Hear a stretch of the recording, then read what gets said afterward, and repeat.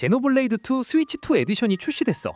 개인적으로 손에 꼽을 정도로 좋아하는 작품인데 이걸 고화질로 플레이할 수 있다는 게 감개무량이네. 나는 켜자마자 바로 이벤트 시어터로 들어가서 컷신을 감상했지. 미쳤다 정말. 고화질로 호무라, 히카리를 볼 수 있다니. 컷신만 감상해도 돈이 아깝지가 않아. 해상도 품질 향상 외에도 여러 가지 추가 요소들이 생겼는데 호무라 히카리의 신규 의상은 설정에서 바꿀 수 있었어. 의상 디자인은 개인적으로 만족하는 편임. 렉스의 의상과 잘 어울리더라고. 이전에는 프네우마랑만 어울리는 의상이다 보니 막상 필드에서 프네우마를 꺼내기도 어려운 상황이었는데 스토리 후반부쯤 의상을 교체해서 다니면 렉스랑 잘 어울리는 디자인이야. 그리고 신규 블레이드 모모는 이제 막 동조시켜서 얘의 특징을 모르는 상황인데 일단 빛 속성이다 보니 히카리와 조합으로 쓰면 좋지 않을까 싶네.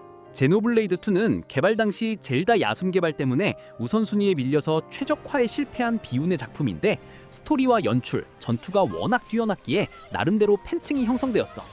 다만 초반에 이해하기 힘든 전투 시스템과 길찾기 불편함 때문에 진입 장벽이 매우 높았던 게임이었지. 사실 나도 이 게임을 처음 접했을 때 너무 오타쿠스러운 그래픽 때문에 관심이 없었는데 정말 놀랍게도 닌텐도 퍼스트 파티 게임인데 이런 아트 스타일로 제작되었다는 게 충격이긴 했어.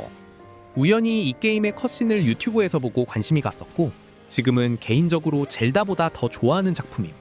필드 플레이도 편의성이 개선되었는데 이제는 더 이상 블레이드를 교체하지 않아도 필드 스킬을 쓸 수 있게 되었어.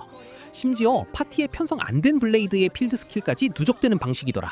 이건 진짜 잘한 것 같네. 다만 길찾기 가이드는 여전히 없어서 지금 입문하려는 사람이라면 힘들 거임. 사실 길찾기가 어려운 부분이 크게 두 곳인데 초반의 마을 지역과 겨울 지역이거든. 그 부분만 공략을 찾아서 본다면 나머지 길찾기는 크게 어렵진 않긴 해.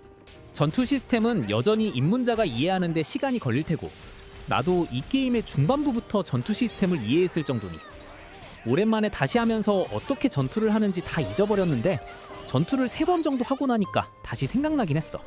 이게 참 전투 시스템이 알고 보면 엄청 쉬운데 그 알기까지 과정이 오래 걸려.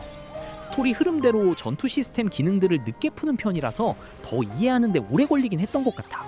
그 외에도 용병단 전투도 해봤는데 아마도 다음에 출시되는 제노블레이드 제네시스에 적용될 전투 시스템이 아닐까 싶네.